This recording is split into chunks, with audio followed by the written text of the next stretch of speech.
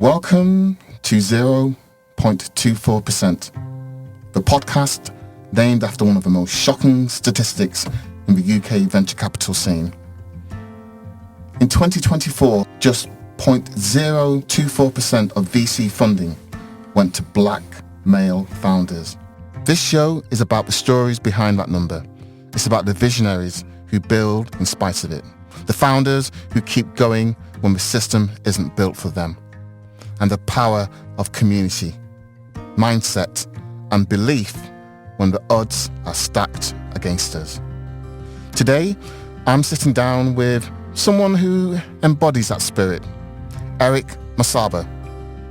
Eric is the founder of Taxi, a company that reimagined how we move through our cities.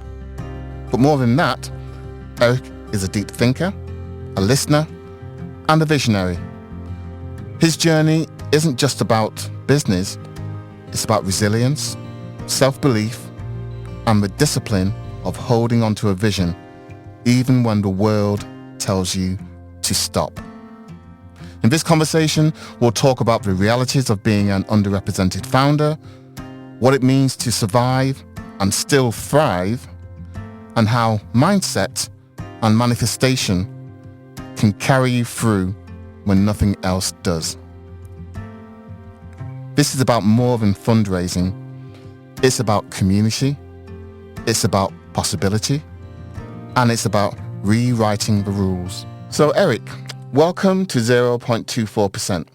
Okay, so I'm going to talk about something which could be seen as controversial, and it's something that I believe within myself.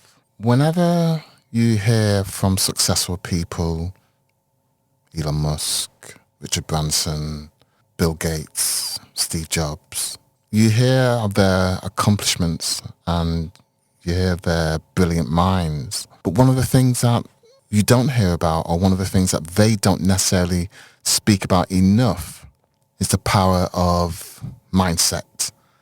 And here's the controversial bit, manifestation. From my own experience, I believe that mindset is the main reason why you succeed in any endeavor. And I also believe that manifestation allows you to create your own future. It allows you to create the environment that allows you to put yourself in a situation where you're in the right place at the right time. Put yourself in a situation where you're speaking to the right people. Has mindset and manifestation been an important part of your life as well, Eric, or is that something that isn't that important? When I was 16 at Blue Coat, a chap called Hai Chow Lee, or Joseph Lee Hai Chow, to give him his English name, invited me to his house in Gattaca, not far from, you know the area Gattaca. I do. And he'd moved to the UK. A few Chinese families had moved in 89 because of Tiananmen Square. Now, he was my age, but he had to drop 2 years to redo whatever, I think A-levels or GCSEs and A-levels in the UK system. Anyway, Hai Chow was selling Amway, basically. So he invited me around to his house. I mean, for whatever reason, I had a lot of Chinese friends, still do. And we used to play table tennis. And he had this, he was 16, we were both 16, he had this flip board. And he gave me a presentation. I've never had a presentation before. What the hell? Why do you have a flipboard? Why are you doing a presentation? I just was blown away. Then he gave me a copy of The Magic of Thinking Big. I've still got that copy. I bought several other copies, but I've got that original copy he gave me. And so 9 years later, Hai Chow would move back to China. He became one of the biggest businessmen in China. He ran something called Car King. And if you went, he had 10 giant, football stadium size car dealerships in all the biggest Chinese cities.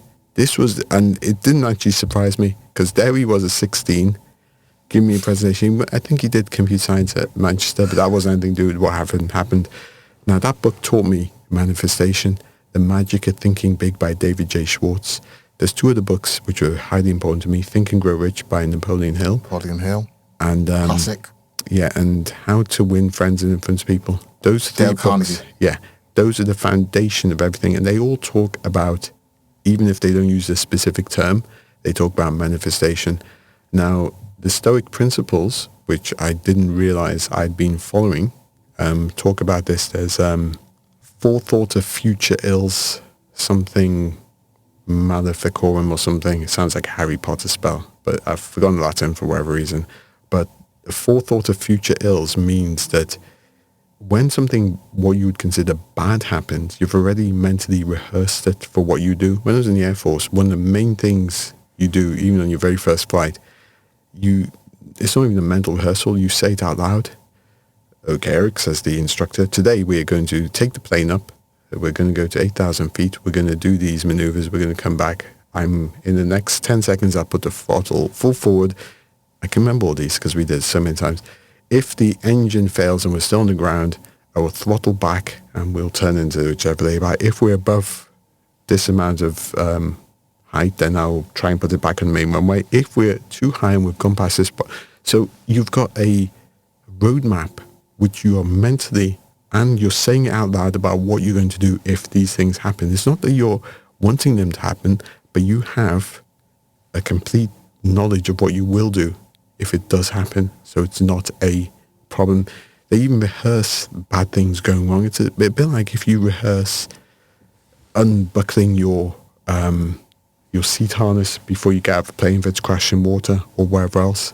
And if once you have that mindset, you can also think positively. You can think about, I want to achieve this. I mean, I knew what universities I wanted to apply to, what I wanted to do. I knew what course I wanted to do.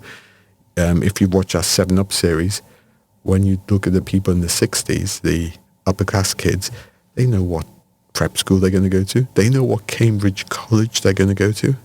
They understand all these things, right? And they really want to be really clear. They don't leave it to chance. So one of the most important things you have to be able to do is think of the future state you want to be in, and whether that's called manifestation or Stoic principles, whether it's in fact, Stoics don't think things are good or bad. Remember, things just happen. Just is. And it's good or bad is a label after the fact you put on something. Sometimes you can take what seemed to be bad, like me being blocked from my job, and then I invent something which goes on to be the biggest technology investor category in the world or wherever else. Is that a good or bad thing? I don't know if you know the Chinese proverb, Sai Weng Shi Ma, which I probably butchered, but it basically means there's a guy who, he's got horses, and one day a bunch of wild horses runs in, so he saddles them all up and ties them up, and his neighbors say, oh, you're so lucky, all these horses came. He said, well, good luck, bad luck, who knows? So anyway, his son is on one of the horses trying to ride it, and it flings him off and he breaks his leg. The neighbors come and say, oh, boy, the bad luck. He says, good luck, bad luck, who knows? The next week, the king's army comes in, recruiting every able-bodied male to go and fight in a war where most of them die. But they can't take his son because he's got a broken leg. Good luck, bad luck, who knows?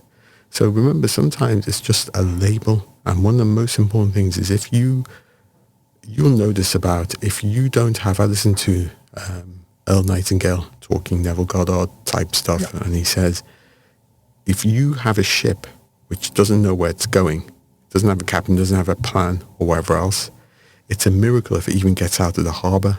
And if it does, it's going to end up a derelict on the shores of some beach or wherever else.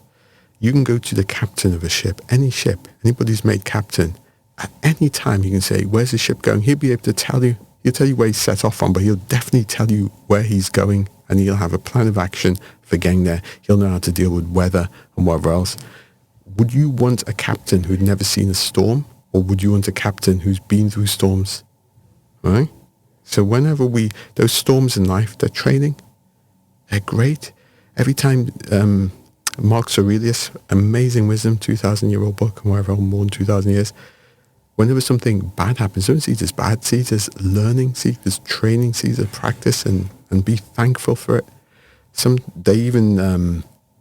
The Stoics even say you should go and have cold showers or go like 2 days without any money just to get you used to it. So when that does happen, or if it does happen, it doesn't affect you. You're not panicking. You know, it sounds like a journey that a lot of black people do on a daily basis in terms of because of the economic and socio-economic position that a lot of black people are in, they live that stoicism on a daily basis. No, stoicism means you don't feel sorry for yourself. Stoicism means you see it as a building opportunity and you look for the opportunity in whatever happens. And when people get into a mindset of victimhood or it's all against me, guess what? You're manifesting that reality. You're That's believing right. it's that way. What I'm saying instead is, just so you've heard my story, you think about what would have happened when, so I get blocked from going to the United States. I could have gone, oh my God, that's awful. Well, okay, it sucked and everything else. I had a girlfriend I wanted to get back to and everything else. But I just shrugged my shoulders, and it took me about, 36 hours. And I had another thing I was doing, right? And even holding on to get that patent. Now, I'm pretty sure most people had given up after 10 years. I think even most of the hung on would have given up after 15. But I hung on for 17, even when all these people told me, this is an impossibility, you'll never get this, and whatever else. And I said, oh, no, what else am I going to do? I'm not going to stop looking for jobs or try and do whatever else, but I'm not going to give up on this. And I didn't. And I saw it as a learning opportunity to find other things. And then recently, with the rise of AI LLMs, a very curious thing has happened. What would have taken thousands of hours, maybe hundreds of thousands of hours with dozens of lawyers to do a massive literature search for all the patents which are violating my prior art and patents, for $20 Claude or ChatGPT subscription, it can do it in about 20 minutes. I just had it done the other day. Okay, go and look at all of Facebook's patents filed from here and tell me if any of their claims, look at this. I went off to get a cup of coffee, came back, and they'd done a claim chart. Oh yeah, look at his 18 things that Facebook claimed to have invented that your patent predates by 18 months. Oh, okay, thank you very much. So now I can launch what's called an inter partes review. Now, I'm pretty sure that the calculus, which was correct at the time, when these big corporations, they do this all the time, they do it to each other. You'll see Google do this to Motorola, Apple do this to Google, and vice versa. They just figure, well, this will cost a certain amount, this will cost several million. We can throw 5 million at this guy's a nobody. He can't afford it. We'll just time him out. Asymmetry came in. All of a sudden you have an ability which nobody could have foreseen, that the level field, the playing field is leveled in a way where you've now got a problem, because I can produce enough actionable insight from a dispassionate AI LLM, or a few of them, to prove that you've violated my patent in such a way that a court would accept it. Now you've got a problem, because if you want to fight this, then there's something else called, it's not a named legal doctrine, but you literally cannot know what an AI is going to find from your corporate communications. Strava, the running app, the Swedish Prime Minister was running with his bodyguards, and they all have Strava watches, but they'd anonymize them, or so they thought. But somebody was able to work out where he lived, where he went for a run with how many security guards from anonymous data. And in 2018, people could detect these unusual running trails in deserts where there's supposedly nothing, and we're able to work out, oh, there's a secret military base there, and it's got this many guards, and they go for a run at this time. Oops. Same thing with stealth submarines. Big nations, United States, Russia, China, they have acoustic microphones on the seabed to listen for submarines. So submarines went and got quieter and quieter until they get so quiet they can be detected because of the absence of noise. So if you've got these acoustic microphone networks on the ocean floor, you know that bits of noise or lack of noise which is moving across, there's your super stealth submarine. And that's even easier to do now with AIs, which you can just listen all the time and run analysis on data. Same thing with stealth bombers flying over a city. They will disrupt normal TV antenna reception in a way that allows them to be trackable. Now, people might say, oh, that doesn't give you a kill shot. Yes, it does. It really does. Because you can know something's there in the vicinity. You can launch a missile which has terminal infrared seeking, and nothing acknowledged right now doesn't give off heat. Even a glider gives off heat as it's moving through the air, and these can be tracked.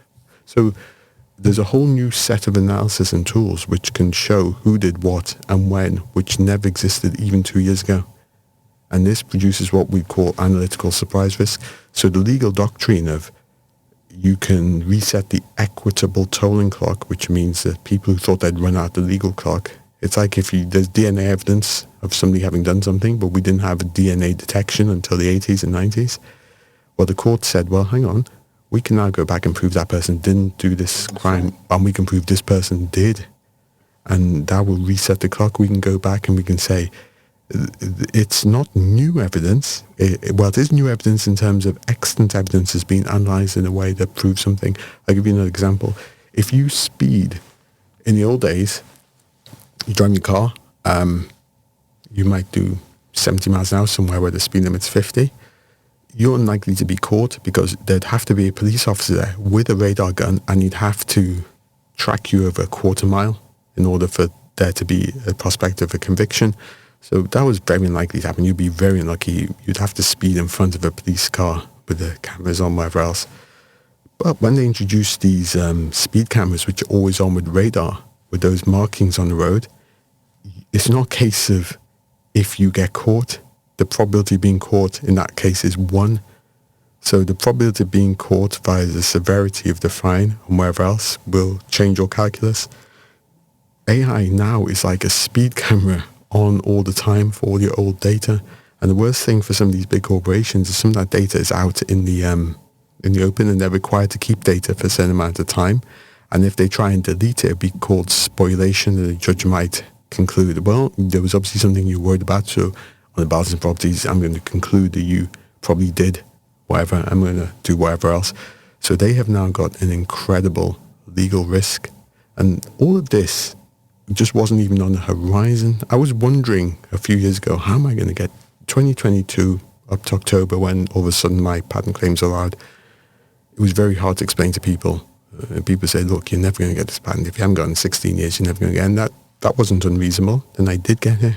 I'd always saw myself getting that patent. This is the important thing I have to say. There wasn't a world where I didn't see myself getting the patent.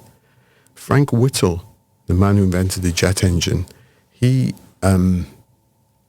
16 years, he tried to get his patent. And he ran out of money. The British government did really bad things to him. They gave him £10 million in 1948 money, which would be like 500 million today. But his invention in his lifetime completely changed the world for everybody. You imagine what we can do now with jet aircraft, which we couldn't do when he invented the thing. And it's not just for passenger traffic, it's for military cargoes, it's for all sorts of things. And in fact, I asked 4 different AIs to calculate what the total value to humanity was of his inventions, and basically you could take every other British inventor in history, combine everything they've done, and it wouldn't come close to what this one guy did. He was messed about by the establishment. You know, it's what you described, Eric. Some listeners may be thinking, I can't believe that. No, that wouldn't happen. But throughout history, not just for black inventors, but more so for black inventors, their patents or their innovations have been, for want of a better word, stolen. For want of a better word, their patents have been appropriated, breached. I mean, there was a very recent example, Lonnie Johnson, the inventor of the Super Soaker. Yeah. The thing I just described to you about AI is being able to go and look at everything. The term that one of the AIs gave me for this is, you're talking about epistemic reformation. Is there a term for this? Yeah. It's apparently somebody from the United States. I need to look up his name. I'll find it for next time.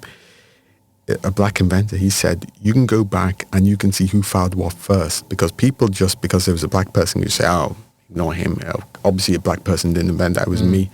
But now with epistemic reformation, you can go back over every record. Apparently, my mother was telling me yesterday that prisoners from Australia, AIs can now go back through all the records. Everything can be scanned in, and you can literally, in milliseconds, find your proper genealogy. You don't need a historian to go and look for days or weeks. It can be done in milliseconds now. So same with the patents. If you suddenly find that George Washington Carver had filed the patents for this, this, and this, then there is a way. I mean, it's not going to help, unfortunately, in terms of the shoddy purse, as Earl Nightingale would say. But it's very important to remember what we're talking about visibility, that you can say there's absolutely no doubt that this invention were these people, and here's the evidence. Because one of the things that people do is say, oh, you guys claiming you invented stuff, you're all just, insert racial epithet here. You've never invented anything. What does epistemic reformation do except provide and grant that visibility in a way that's absolutely impossible to refute? Because it goes through all those old documents that people thought would never come up. And that's what these AI LLMs did for my patent. They're able to go and look at Facebook, IBM, Google patents and say, well, these are 6 years or 3 years or 9 years after yours, and they're making the same claims. And they would say they didn't know, except I've got emails where I'm telling them, I've invented this. What are you doing? What they would have had the calculus on was I would have given up by now. But, if you're from Liverpool and you've been used to difficult circumstances, you kind of stick at things.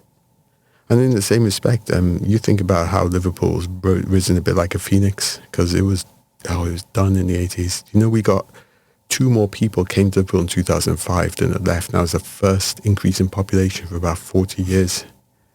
I mean, the city there was no hope. It just was... Yeah, but what's quite funny now are the areas that were called the inner city. Longside, Mosside, Hume, these are areas in Manchester. They are now areas whereby we're having tower blocks built, apartments, new communities. And a lot of the residents that were living in those communities beforehand, they're being priced out of those new communities. And I suppose is that just the price of gentrification? It doesn't need to be. And in fact, Notting Hill, remember Notting Hill was an area which was a byword for utter deprivation, and you only live there because you're just the lowest of the low.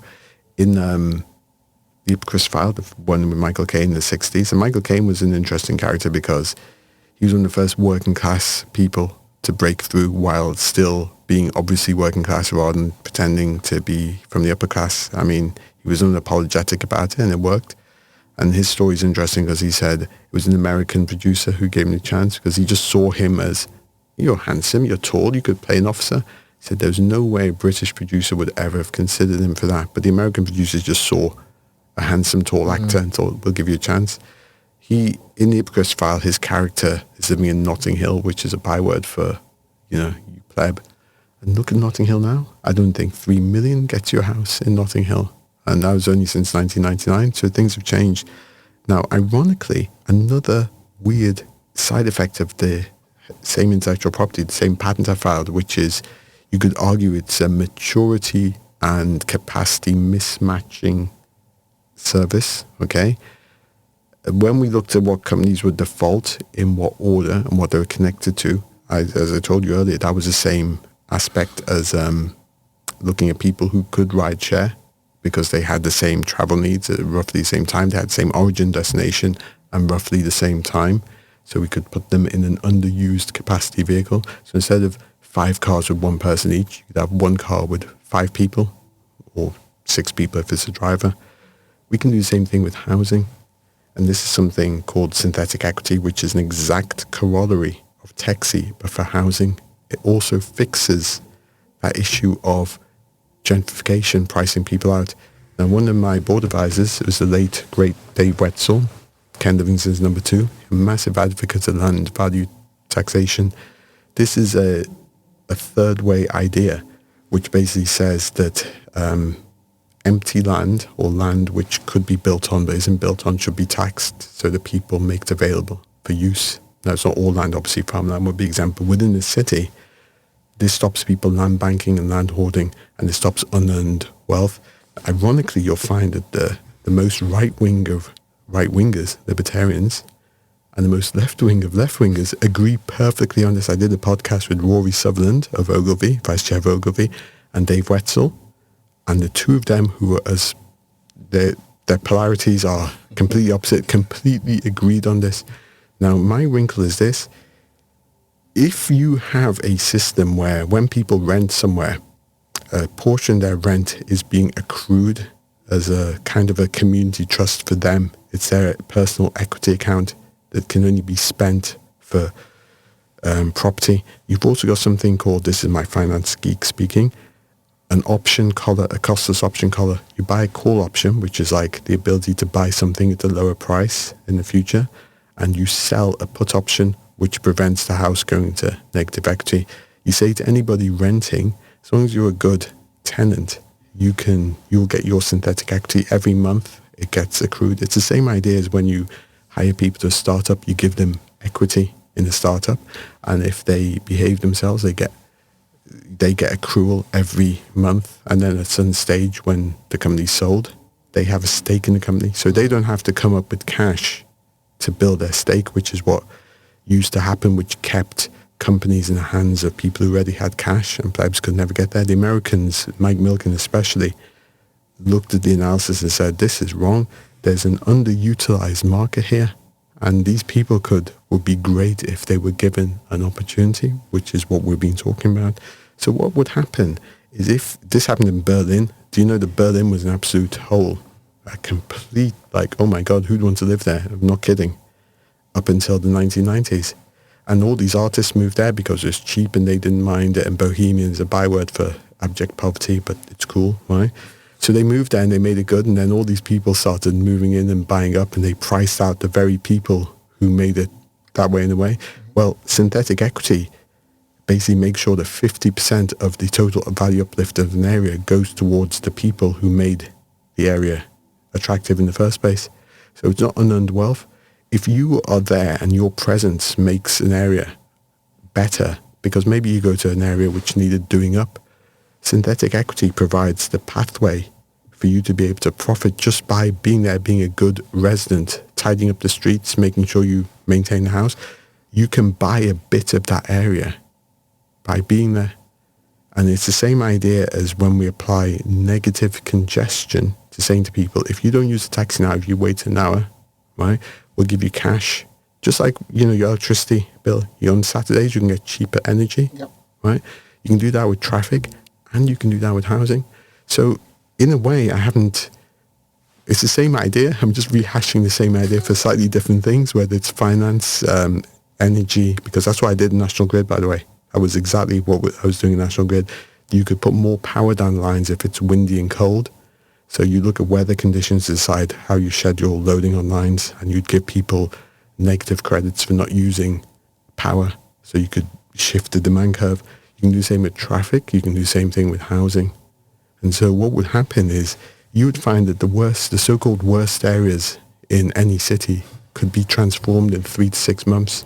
I don't know how anybody, 75,000 now in this country, as a single person, this is going to sound nuts, but I've done this. I've had the AIs do budgets, and basically, you're never going to own a house. It's absolutely insanity that a graduate could finish and start on 75,000 or 100,000, and they wouldn't be wealthy. They'd still have to watch their budget. That's insane. 30 years ago, 25,000 was enough to raise a family and live quite well. So something's got to change, because the biggest single cost, apart from energy, is obviously housing. And that can be mitigated with this synthetic equity system, which is exactly taxi, but for housing. So that's something we can do. And that also gives inherent value to, a lot of black people, when they moved into Notting Hill, had to buy because they weren't allowed to rent. This is an interesting thing. So a lot of people had to save up and buy a house. So a good friend of mine who is from Enfield, and he comes from a Caribbean family from Trinidad and Tobago. He talked about that. He said all his extended family, aunts and uncles, that's what they did. He said, well, we had to buy. So they're property owners because nobody rented them in the 50s or wherever else. Mm-hmm. But synthetic equity basically gives everybody a stake from day one if they're a responsible community and tenant. And that can change the whole calculus of everything else. And that's also a way to free up quite a lot of potential capital to invest. Because remember, I got my 3 million in terms of investment, not from a VC, but from people who knew me. Okay, fair enough. helps if all your friends work in investment banks and managing directors, but It helps. at the end of the day, that's what happens. So there's so many opportunities here. And one of the key things are what we need to see is black investment clubs. We need to see black people backing each other. I think back in the day, it used to be called a partner. Harder, yeah, I've heard that from my Caribbean friends. Yeah, you know, when my parents came into the UK and they couldn't get bank loans, then 20, 30 people would club together and they would put £10 a week into a pot, and Exactly, yeah. each week one person would draw the pot and To then get the money out to of it. get the money. And that's what a lot of Asian families kind of did with extended family anyway. That's what the Amish have always done for building their own houses. And with the fintech products, which Britain is I believe it's the category lead in Europe in fintech, things like Revolut and whatever else. After AI. Yeah, true. Quinary industries, and so which include AI and I guess fintech. Well, fintech's I think a quaternary. So we're drawing towards the end of our session here, Eric, and what does the future hold for you the next 5 years? Well, who knows what's going to happen even today or tomorrow, but you still have to have as a captain of a ship, you have to have your plan, saying, look, there might be a sea monster there, but you know what, I've got a plan maybe for that, but I'm going to be sailing over here and doing this.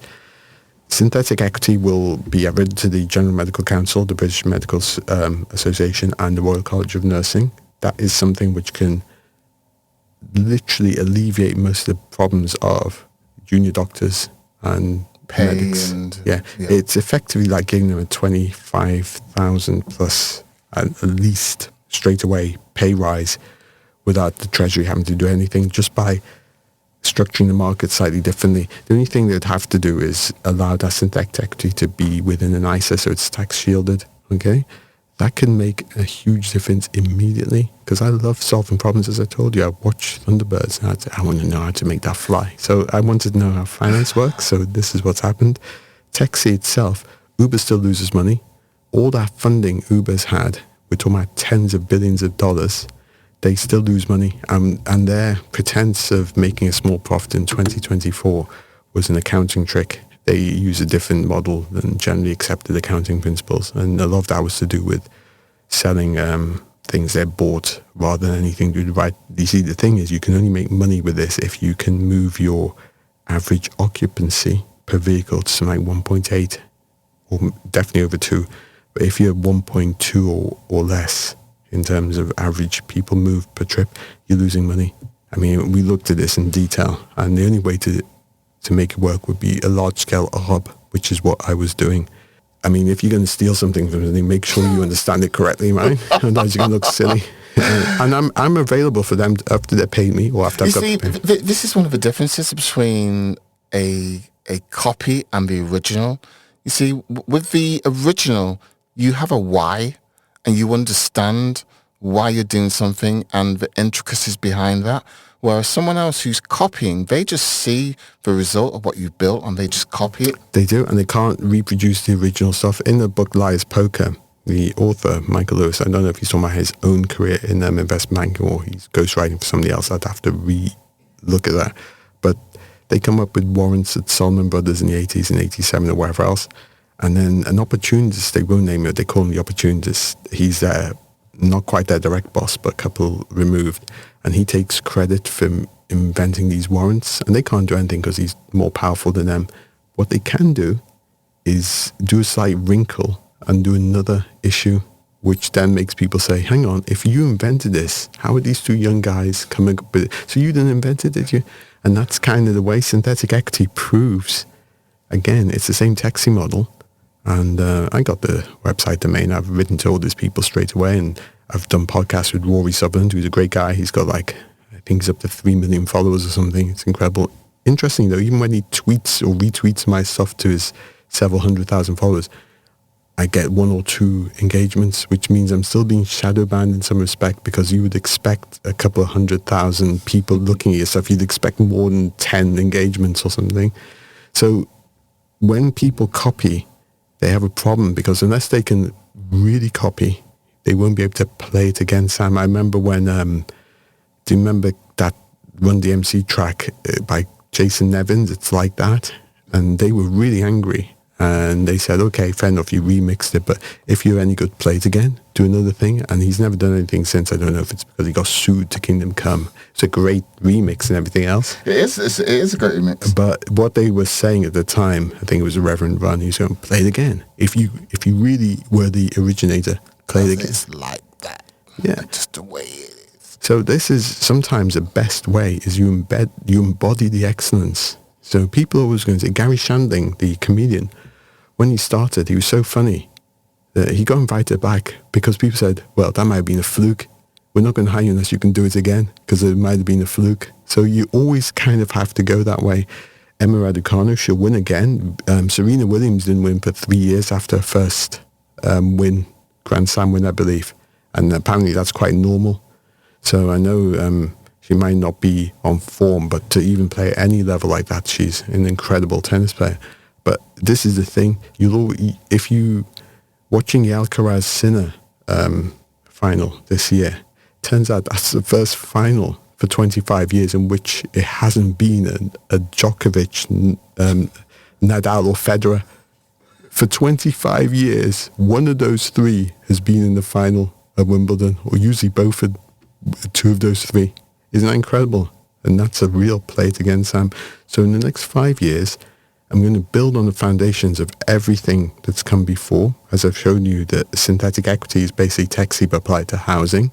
I would like to work with a professor of aerothermal engineering contacted me recently, and I'm hoping that's because he's seen my proposal for something called the Fairy Rotodyne, which was an amazing, like Thunderbirds. It was this amazing British... Oh my God, Britain in the 1950s and 60s was the space age. It wasn't Americans, it was Britain. Farnborough 1953, all the stuff we had, and well, we gave it away. But the Ferry Rotodyne was a vertical takeoff airliner, basically. So imagine something which can carry 70 passengers, which can take off vertically, fly like a turboprop at turboprop speeds, fly like a flying bus, go anywhere, go from skyscrapers. That would have killed Boeing and the short-haul airport market. So Americans did their Tonya Harding on it. Tonya Harding, the ice skater who allegedly broke the knees of her competitor rather than compete.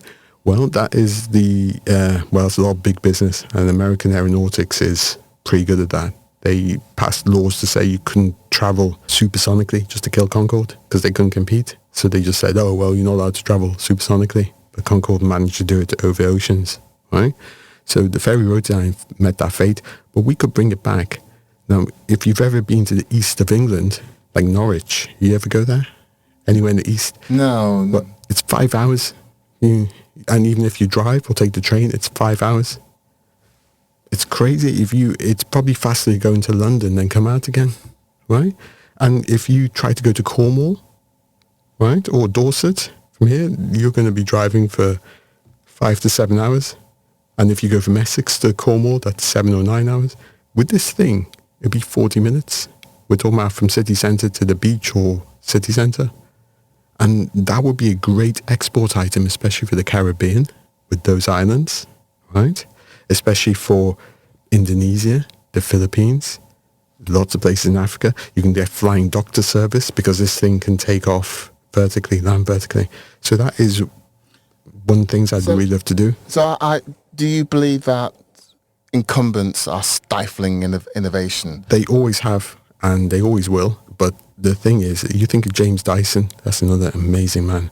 Do you know it took him 15 years of trying to get his vacuum cleaner, which is completely, it's like night and day how much better it is than the crap we used to have. He was blocked. He had to go to Japan. He had to sell it in Japan and then come back. I know, and this is why when people say no, when they don't see your vision, don't stop. Don't stop. You know, as much as... Inches from gold. Inches from 3 feet from gold. How many people have stopped? There you go. I read that all the time. Earl Nightingale narrates that really well. He says, how many people stopped 3 feet from gold? Or Russell Conway. There's a great thing about the man who sold his farm to go look for diamonds, and there were diamonds on this farm the whole time. Well, isn't that the black experience? We've got excellence in us, but if we can't see it, why should anybody else? Why sell your farm and go off looking for other things? You're right there. Stop and develop where you are, okay? And even Travis Kalanick of Uber, I mean, okay, you could argue. Lots of people remember at the Red Herring Awards, you must hate Travis Kalanick. Nope, he's going to pay me a lot of money. He's using my IP. He will pay. Now, I was 7 years away. I didn't know at the time from getting a patent, but I just knew I'd get some stage.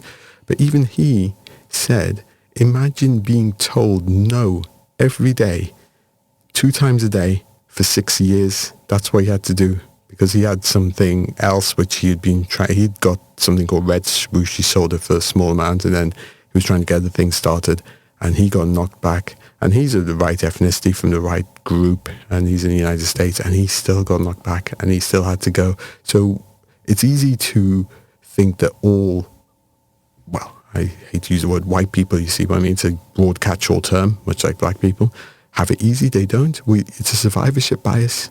What you're seeing is the ones who kept going, didn't say no.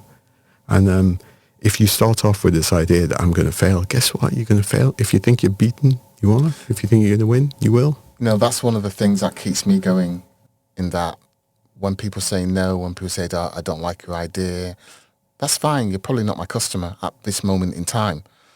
And so I believe in what I'm doing. I have a desire for what I do. And I know that I'll succeed. You never even have to say that to somebody. Somebody says no to you, you just say, thank you very much for your time. Don't try and justify whatever else. And I'm not going to pretend I've always been this stoic or can take these things. I've got a very thick skin for very good reason, lots of scar tissue and whatever else. But people can't see it, but so I still get people ring me up. I try and explain something. They take away the wrong thing. As a matter of self-respect, once somebody's shown you disrespect, it doesn't mean you can't interact with them, but you can never give them the opportunity they would have had if they hadn't shown you the disrespect. That is a matter of self-respect. Somebody dismisses you, they might find out they're wrong, but they've got a lot of not kissing up to you to do, but they've got a lot of work to do in themselves, and they'll have to figure out, how would you react if somebody had called you an idiot or said this is a stupid idea, and now it goes on to be the biggest single invested category in technology for that century at that time, and still one of the biggest ever. Didn't you say that nobody in the US uses taxis? Guy Kawasaki, I'm talking to you, right? That's what he did. At least he talked to me, though. I take away, at least he responded, right? I was interacting with some of the biggest names in Silicon Valley. Reid Hoffman wrote back. The head of Caltech wrote back. I'm a black guy from Liverpool. The message got through to them, even if they couldn't quite see it, or they were too scared to invest because of other issues and whatever else. But there's nothing to stop anybody from anywhere. You could be from Glossop, Derbyshire, and you could become an internationally renowned fashion designer, right? And you mentioned a few names there, Eric. Reid Hoffman, Guy Kawasaki.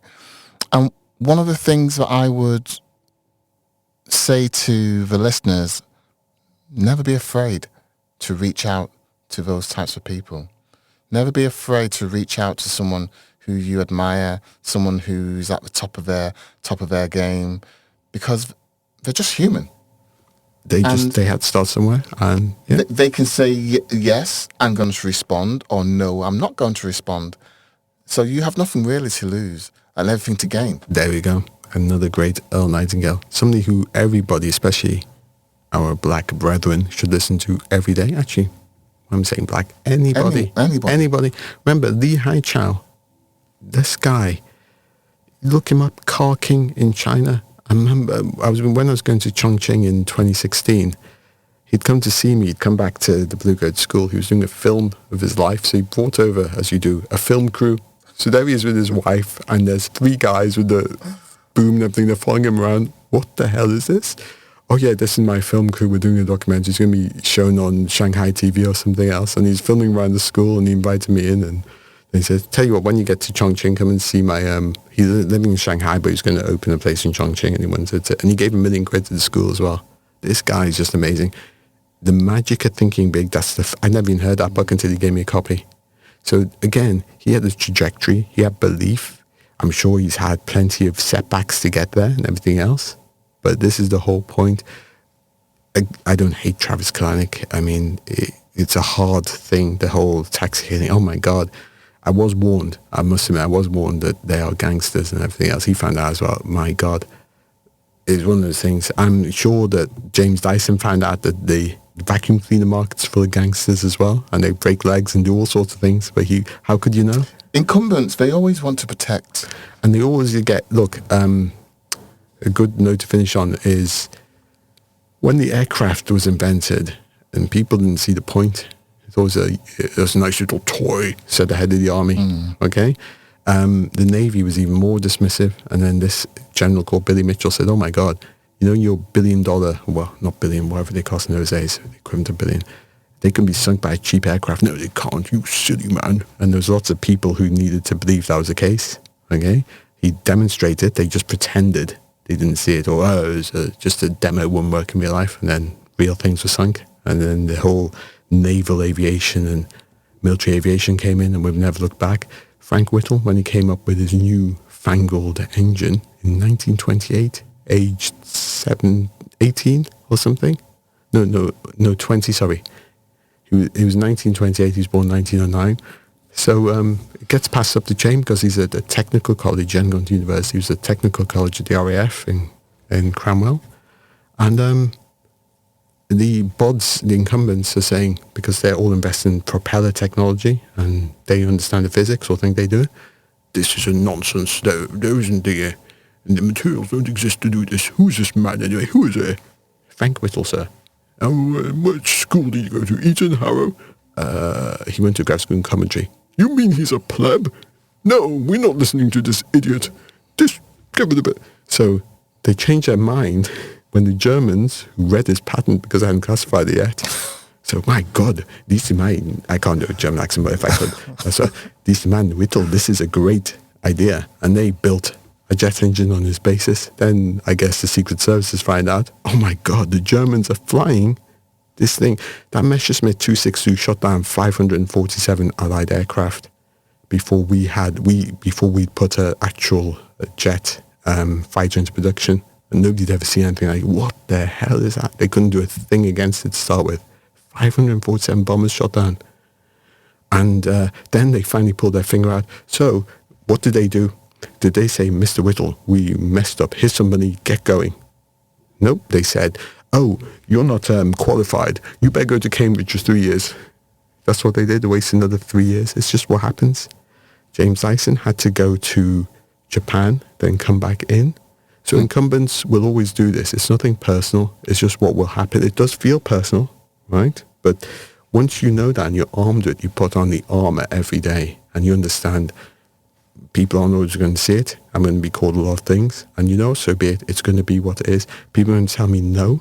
I'm not going to take it personally. I'm not going to be one of those people who lashes out and screams insults and whatever them. I'm just going to be very polite and calm and say, thank you very much. I'm really sorry that I didn't sell this well enough to you. Or I wouldn't say you should do it to expect rejection, but you say, remember when you see sales things, they always give you, if you buy now, it's 40% off. It's half price until 6 p.m. tomorrow. What that's actually doing is if you reject, then you missed something, but there is still a way back in, just at twice the price or more. That's how I'd always say, always leave it that way. People might not see it. People might reject you. People might say things they really ought to have not. But don't let that allow you to miss an opportunity anyway. I mean, when I got rejected from the United States, I don't hate Americans or whatever. There's a specific person, well, probably even isn't even the person who did it. It's, how systems can just flag something up. It's just one of those things. It's like the rain. It rains. It's not good or bad. It just is, right? So Stoic principles, Marcus Aurelius, Earl Nightingale, these things are just what kept me going. And remember, Lee Hai-Chow, 1990, Gattaca. They should be teaching these books in schools so that we're producing young people already equipped with this knowledge, this self-belief, this personal development, And I think parents are where that really comes, because they see hopefully they see their kid more than the teachers. But remember what I said about culture of reading? In a way, a lot of the things that made us all want to be engineers or astronauts are we watch the same TV, absorb the same stories, believe the same thing. That's important. If we absorb the same stories about Stoicism, Marcus Aurelius' ideas, Epictetus, Earl Nightingale, Neville Goddard, David J. Schwartz, Dale Carnegie, Napoleon Hill, that Bob would be Proctor. important. Yeah, Bob Proctor, he's great. Yeah, what's gone is gone. There's nothing you can do about it. All you have is the time you got left, and you don't know how long that's going to be. So have a plan. What's going to happen is going to happen. Stick to it. I like to think that whatever happens with epistemic reformation, our thing, it will go down in history that I did what I did, and it was me. No, okay, it might not help my shoddy purse for now, but it's there. And a lot of people, a lot of incredibly decent people, almost all of whom happen to be white as it happens, stood up for me. Oh, one of the things that I always say to people within my network is that we need allies from across the demographic. We need underrepresented founders. We need white allies. We need people from different communities. We need allies because we can't do this on our own. We have to have the ambition and the desire to move forward, but we need allies. What we need to do is hold each other to account first. Be excellent, and guess what? Your allies appear. When you embody, as I said, you can demand respect, but you'd be a silly clown. You command respect by being very good at what you do. And Tony Bellew, to become the world champion boxer, to get asked by Sylvester Stallone to be in Creed, he's just a guy from my neighborhood.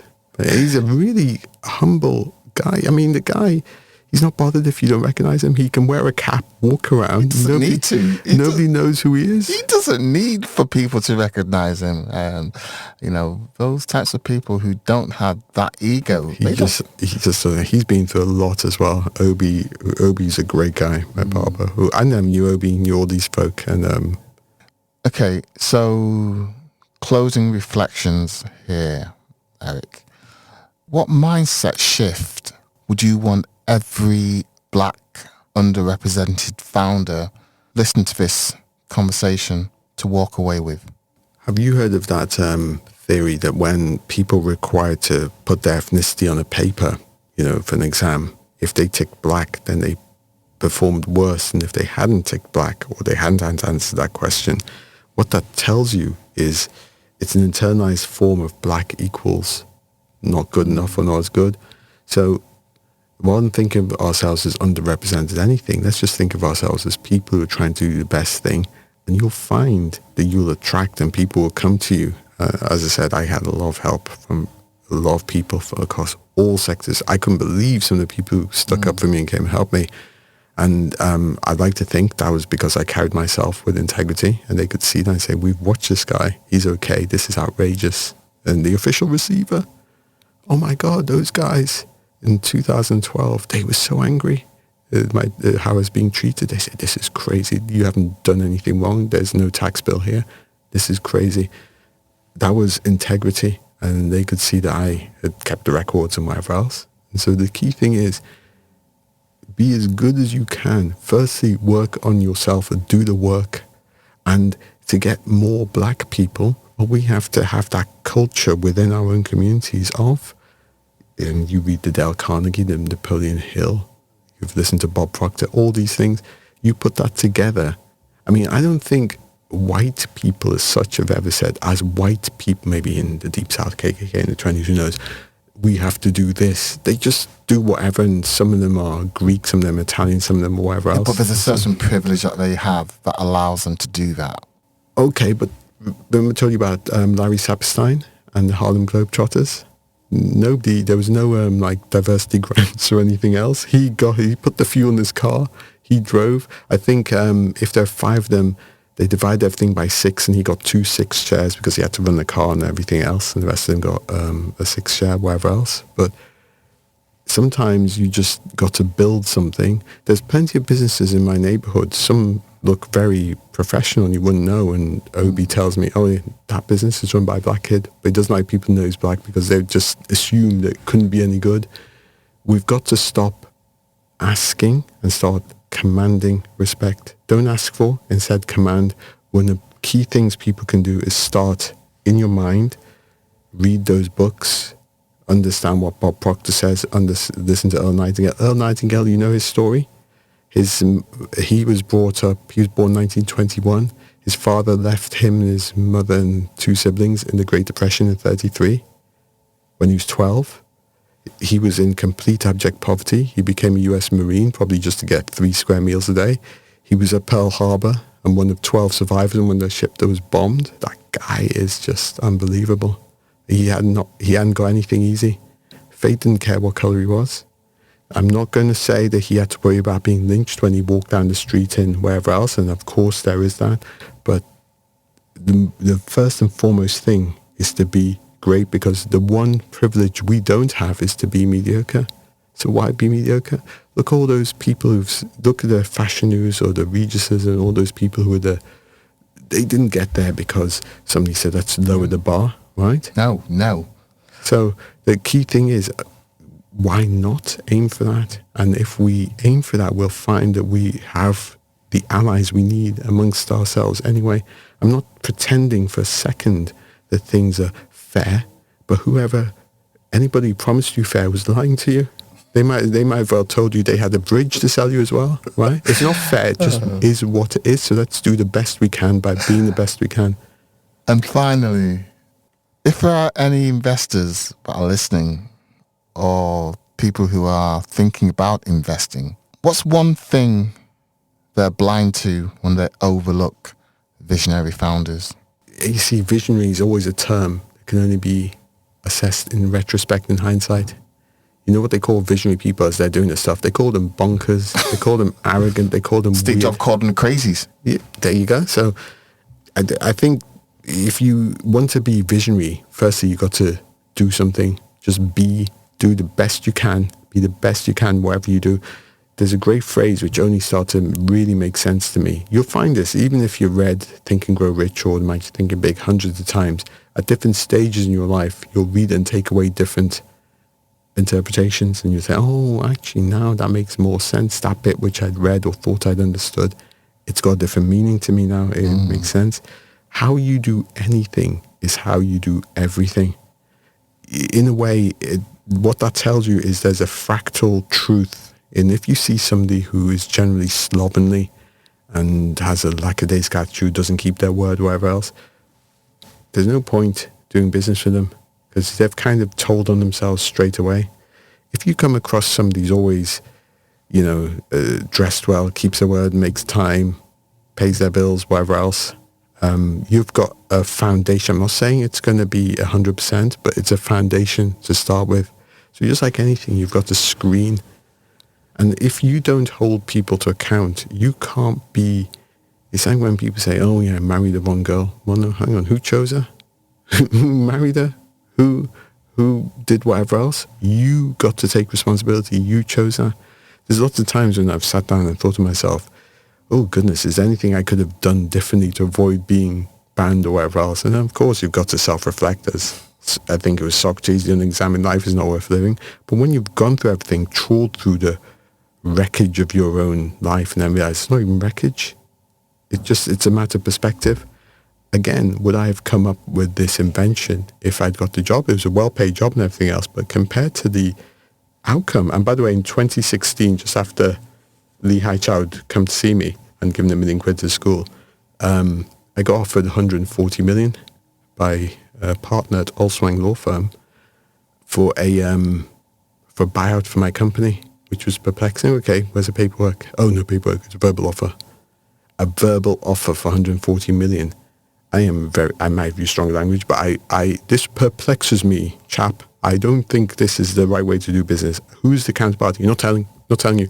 No, you and I shared that story before, Eric, and I shared it with my children, and they were like, "That what why didn't you take it? Why didn't you take it? And so I think it would be remiss of me to ask you the question, why didn't you take it? Because if it was a series, what it was to see how desperate I would be. There's a great film called Capricorn 1. Great film, 70s. Love that film. Oh, yeah. Do you remember the bit where he's trying to hire the biplane, the crop dusting biplane from the character played by Telly Savalas? I'd like to hire your crop duster. $200. Okay. $400. You just said $200. Yeah, you said yes too quickly. Right? That's why 140 million. If I said yes, yeah, it's 70 million. Okay. Oh, it's 30 million. You see? There's no way. Okay. The other thing is, why isn't this in paper? You must expect me to make a counter offer. You say you want to buy this place. You wouldn't sell a house this way. You wouldn't buy a car that way.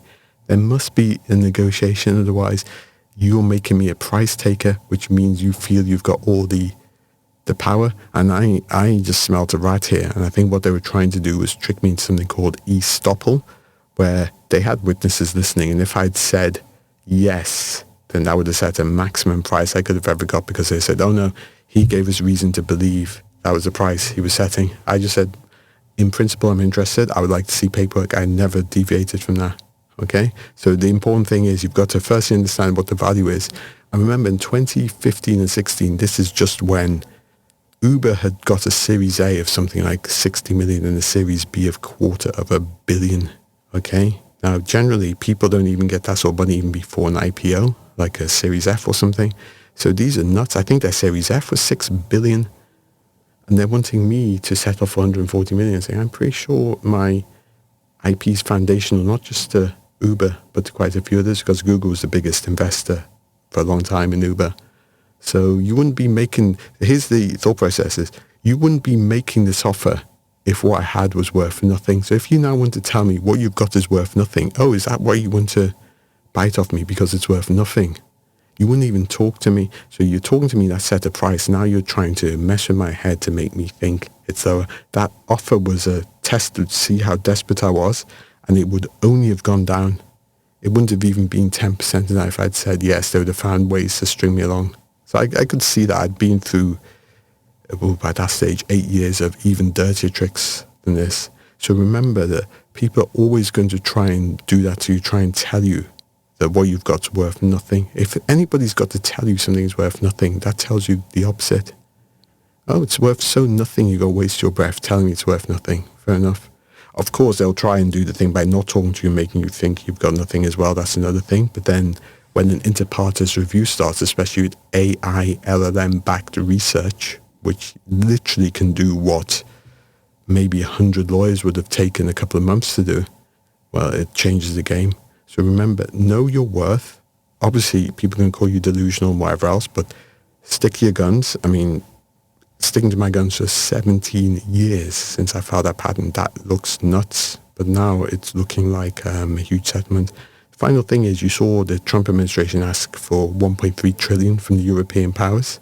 Well, they've got a whole reason to consider helping me get my payments, and they can share in the bounty, because they've got a 1.3 trillion bill they can, and that just happens to be a good proportion of money that these big tech didn't pay in taxes because they set up in tax havens.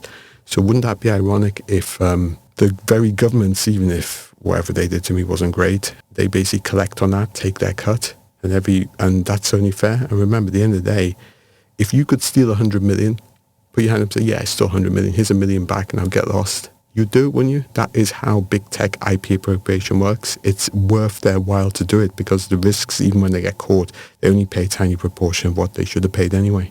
And they still have the ongoing profits. It is what it is. And, I just want to get onto my next project, Synthetic Activity, which will really change housing access for a lot of people and revitalize so many areas in the country, and also the Ferry Road to Dyne. And a couple of other things, like something called redundant array of independent economic sectors, where we re-skill in certain areas. For example, you saw what happened during the pandemic when we couldn't get certain things because we don't have those skills anymore. So we should have a de minimis amount of every type of industry that we used to have. I'm not saying that we're going to bring back large-scale coal mining, but we should keep that capability alive in case we need to scale. So lots of good ideas, I hope. This has been a fantastic chat, and it's great that we met. And the most important question of all, Eric, in Thunderbirds, what did FAB stand for? I was about to say Spectrum is green, and then I realized, oh no, that's Captain Scarlet. I don't actually know. FAB? Just fab? FAB, Virgil. I didn't know it had a meaning apart from fab. I don't know, and if anyone knows the answer to that question, please let me know. Okay, I'm going to look that up now. Thank you. Eric, thank you for sharing your story and your vision with us today. Thank you, Michael. What I'm personally taking away from this conversation is the reminder that even when the numbers, like 0.24%, tell us that we're not meant to succeed, we can still choose to survive, thrive, and manifest something bigger. This podcast is for the founders, people like me, people like Eric, who sometimes feel alone in the struggle. And I hope today reminded you that we're not, you're not. And there's strength in community, and there's power in sharing your story. To everyone listening, if this episode resonated with you, share it with another founder who might need to hear it. Because the more we amplify each other's voices, the harder it becomes to ignore us. This is 0.24%. Thanks for being part of the conversation, and until next time, keep building, keep believing, and remember, you don't need permission to be a visionary. My name's Michael Livingstone. I'm the founder of Dusted. I'll speak to you next time. Thank you.